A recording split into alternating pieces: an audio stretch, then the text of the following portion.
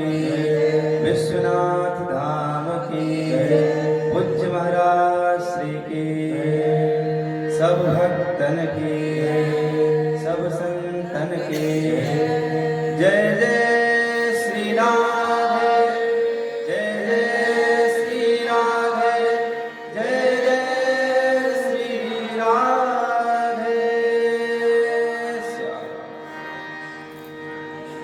परम मंगलमय प्रात पर प्रमखलेश्वर कारण करुणा करुणालय भक्तवांछा कल्पतरो भगवान श्री नंद नंदन की महती कृपा से इस पावन धरती पर भगवान भूत भावन शंकर जी के ही गोद में विराजित होकर के परम पूज्य महाराज श्री की महती कृपा से उनकी स्मृति में हम सब इस पावन श्रीमद् भागवत का सर्वोपरि सत्संग श्रवण कर रहे हैं। कल के पावन दिवस में हमने महिमा का गान किए, यथाशक्ति हमने श्रवण किए। शुकाचार्य कहते हैं जन्माद्यस्य यतुन्वयादितरतश्चार्थे स्वभिज्ञस्वरा तेने ब्रह्महृदायादिकवये मुह्यन्ति यत्सूरय तेजो वारिमृदां यथा विनिमयो यत्र त्रिसर्गो मृषा धाम्ना स्वेन सदा निरस्तकुहकं सत्यं परं धीमहि।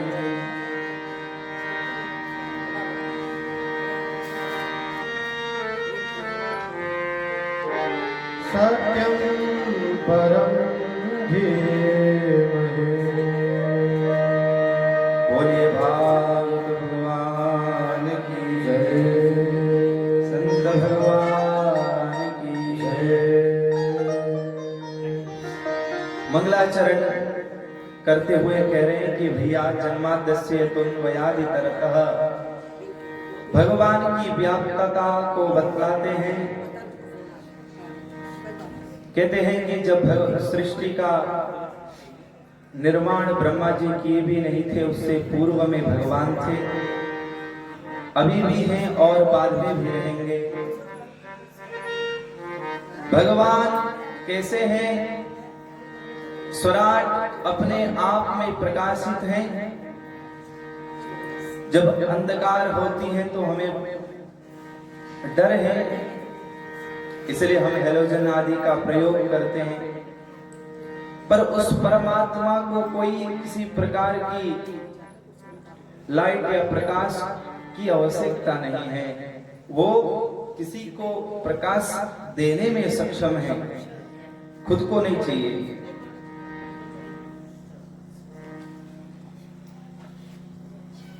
और कह रहे 3 प्रकार की असत्य है जो हम सत्य मान बैठते हैं, बिल्कुल झूठ है।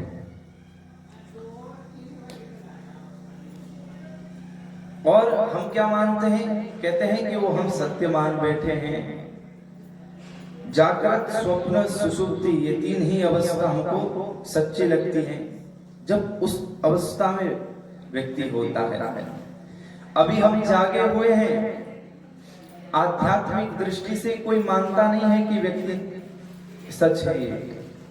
पर आपको हम पूछें या किसी भी व्यक्ति को पूछें अभी सच है, तो कोई भी बोलेगा अभी सच है।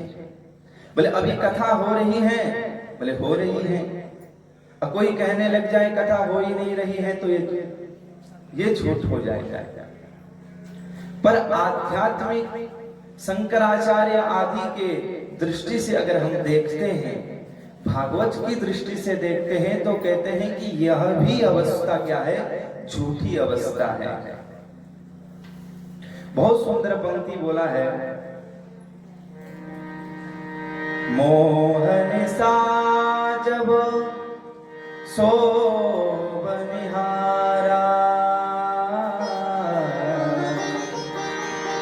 देख ही स्वप्न अनेक प्रकार हम स्वप्नों को स्वप्न मानते हैं।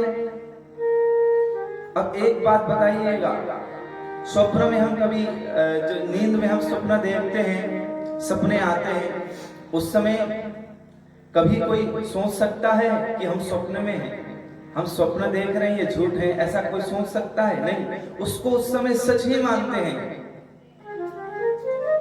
बाद में हम झूठ सत्यता का बाद में हमें सब पता चलता है कि ओहो, ये तो हम स्वप्न में देख रहे थे। उसी प्रकार अभी हम बैठे हैं, कहते हैं कि तत्व की दृष्टि से यह भी असत्य है। हमें बाद में भगवान के पास जाने के बाद पता चलता है कि वह काल भी हमारे लिए असत्य ही था।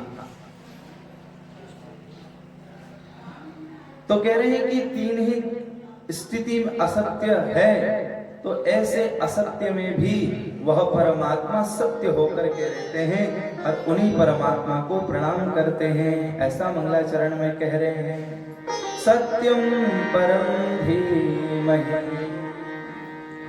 द्वितीय मंगलाचरण, धर्म प्रोचित कैत्रवोत्र परमो निर्मत्सराणां सतां वेद्यं वास्तववत्र वस्तु शिवदं तापत्रयोन्मूलनम्। हमने पहले भी कहा होगा, कल भी हमने चर्चा की, भागवत जी तो चिल्ला चिल्ला करके कह रही है कि भैया हर व्यक्ति के लिए भागवत कथा है ही नहीं। मंगलाचरण में ही लिख दिया है, किसी ऑफिस के अंदर नहीं जाना हो तो बाहर लिख देता है कि अंदर जाना मना है, प्रवेश निषेध। तो व्यक्ति संभल करके जाता है, एक तो जाता नहीं है और जाने के लिए काम पड़ भी जाए तो संभल करके जाता है। या तो कोई उसमें ऑप्शन रखा गया होता है कि ये व्यक्ति अंदर प्रवेश कर सकते हैं। किसी भी व्यक्ति को, हर व्यक्ति को स्कूल जाने का अधिकार नहीं है। उन बच्चों को है जिन बच्चों ने पहले ही एडमिशन करा रखा है। कोई अन्यत्र व्यक्ति को स्कूल भेजोगे तो वो स्वीकार नहीं करेंगे, आपको लौटा देंगे। अब आप रोना वहां नहीं चलता है, क्यों? क्योंकि आपने एडमिशन किया ही नहीं। उसी प्रकार भागवत में जो जिस व्यक्ति ने एडमिशन नहीं किया है, कहते हैं उस व्यक्ति के लिए फिर भागवत नहीं है, उस व्यक्ति के लिए फिर कथा नहीं है। बोले किन व्यक्ति के लिए कथा है? बोले एडमिशन कैसे हो जाता है? धर्मा प्रोचित कैत्रवोत्र परमो निर्मत्सराणां सतां। मत्सर रहित जो व्यक्ति हैं, यानी कि जिसके चित्त में कोई भी मात्सर्यपन न हो, अभिमान आदि जितने भी अवगुण है वो ना हो, उस व्यक्ति के लिए कहा गया है कि वो भागवत का अधिकारी है। और उसी के लिए ही सुखदेव बाबा ने भागवत कथा लिखी, हर व्यक्ति के लिए नहीं। वेद व्यास जी और सुखदेव शुकाचार्य जी इतना कष्ट करके उसी व्यक्ति के लिए किया है। परीक्षित का उद्धार तो पहले ही हो सकता था, और कई उपाय हो सकते थे परीक्षित को उद्धार करने का। अरे उद्धार तो हम लोग को कराना था ना। कलियुग में हर किसी का मन लगता नहीं है, 17 पुराण कोई पढ़ना चाहेगा नहीं, तो कैसे उद्धार करें? तो परीक्षित जी को माध्यम बना करके शुकाचार्य जी हम लोगों के लिए कथा छोड़े हैं। पर छोड़ते छोड़ते ये कह रहे हैं कि भैया सब मत घुस जाना, उन्हीं व्यक्ति के लिए हैं जो मात्सर्य रहित हैं। यानी कि सीधा सीधा यह कहना चाह रहे हैं कि जिसके चित्त में बड़ी श्रद्धा हो भागवत कथा सुनने के लिए, वही व्यक्ति के लिए भागवत कथा है, सब व्यक्ति के लिए नहीं है। राम कथा तो सुन लो, सुन जाएंगे, आप पचा भी लेंगे, क्योंकि वहां मर्यादा पुरुषोत्तम राम है, तो इतने सरल चरित्र हैं कि कोई व्यक्ति को किसी प्रकार संदेह नहीं हो सकता। पर कृष्ण कथा में ऐसे ऐसे भी लीला है, ऐसे चरित्र भी हैं जिन चरित्रों को कोई अभक्त सुन लेता है तो प्रश्न चिन्ह खड़ा कर देगा, भैया ऐसे क्यों? है? तो करेगा कि नहीं करेगा? सीधी सीधी कथा भी करते हैं। अब आपको बड़ा आश्चर्य लगेगा, अब कितने विद्वान कहते भी हैं कि भागवत में कितने श्लोक हैं? 18,000 श्लोक है कि नहीं? अब भागवत के अंदर और पद्म पुराण में भी संस्कृत से लिखा हुआ है कि भागवत के अंदर 18,000 श्लोक हैं। जब उसमें लिखी है तो कोई विद्वान गिनता है तो 18,000 क्यों नहीं पहुंचता? उसमें है ही नहीं, आप गिन लो। भागवत जी विराजित हैं, आप भी गिन सकते हो। एक एक करके आप अगर श्लोक गिनेंगे तो 18,000 आपको नहीं मिलेगा। और लिखा क्या है कि भागवत 18,000 श्लोक वाली है। अब ये क्यों?